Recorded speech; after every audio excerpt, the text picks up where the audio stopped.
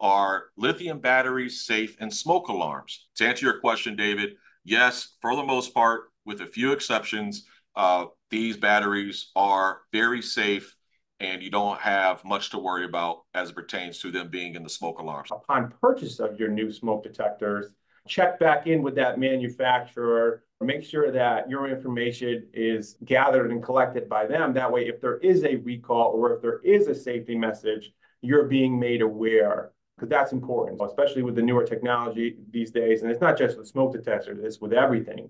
There may be a recall or there may be an issue. Make sure your information is stored on file. Whatever the recommendation is from the manufacturer, that's how you would install your smoke alarm. Is it safe to park an e-bike in an apartment? I'll let you take a swing at that one. All right. So as far as the parking and storage of, let's say, e-bikes or e-scooters or anything with these lithium batteries, parking those kind of things indoors, it just increases your risk. Where we've seen fires across the country, and even if you look at some of the statistics, there's a lot happening in New York City right now when it comes to the e-bikes, e-scooters, and things of that nature catching fire. I think that's a decision that needs to be made within your agency, a conversation had with the higher level executives. But from a risk management standpoint, storing of anything, let's say that's motorized within a unit, I definitely wouldn't recommend it. Great advice. Only thing I'll add to it is I would research on any search engine and just Google e-bike fires or e-scooter fires in apartments and homes, and you'll see what you'll discover.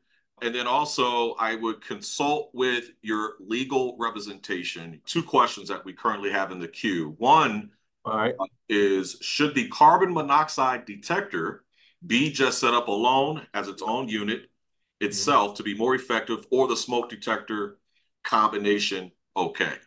It's really up to you. I personally, in my home, in my basement, I have a separate carbon monoxide detector, and then around my home, I have my smoke alarms strategically located in every bedroom and then outside all other rooms. But the carbon monoxide and smoke alarm combos, again, long as it's UL listed and tested, there are plenty of people who use that. I would just highly recommend that you do your research to figure out what works best for you. But again, for the basement or anytime you have any type of appliance that is utilizing gas or anything else that can put off carbon monoxide, I feel safer by having that standalone unit that I know is designed for that specific purpose. Yes, I think in housing, we tend to see a lot of dual purpose being combination smoke and CO detectors. It's multifaceted where you're purchasing one unit. There's one unit to inspect. You have a standalone smoke detector and then a standalone carbon monoxide detector. Now you're installing two, you're maintaining two, you're documenting two. I think finding a balance where it depends on the type of structure as well, where it might be easier to install combination detectors, let's say in your 2.5-story wood frame townhouses. But then when you get into your high-rise structures, you might want standalone CO detectors, especially in your boiler rooms and things like that. So I would say based off code, based off requirement, and based off the type of structure and building, that's how I would make the decision. So the next question that we have in the queue, what would you say would be the life expectancy of hardwired senior, mid, high-rise commercial systems, such as Siemens, Edwards, Johnson controls? Again, Nick mentioned this earlier, you always go with manufacturers' recommendations. At the minimum, whether you replace them or not, you want to ensure that they are taken apart or taken down, rather, if possible, cleaned appropriately so you get all the dust and any other kind of junk that may be inside of the smoke alarms for whatever reason, to ensure that they're going to be working properly and accordingly. Now, let's just say there's a rare occasion to where you can't find any manufacturer's recommendations on when you should retire those alarms or not. Me personally, I would go with 10 years. Again, always go by the manufacturer's recommendations. And I would say, let's say you're new to an agency and can't find records on when they were installed. Sometimes it's better off to start from scratch. One of my biggest recommendations that I give to housing agencies, especially when we're doing the risk control inspections, is maintaining an accurate log of number of smoke detectors, number of CO, depending on the type of building, size of building. And you want to know if you're in Unit 2B and Unit 2B is 2 floors, then we have 3 smoke detectors in Unit 2B. When having an adequate log, so that way when you go to test, no stone gets left unturned, so to speak. If you don't have a record, you might miss a smoke detector. Creating that log, and it's not only smoke detectors, but every piece of fire protection equipment that you have in each building, it's important to have. It's the foundation of creating your risk management plan to maintain all this stuff. So, and I do see one more question in a different chat, which is, are you aware of a smoke detector model that has a method of visibly showing a dead declining battery for elderly or other residents with hearing issues? Nick?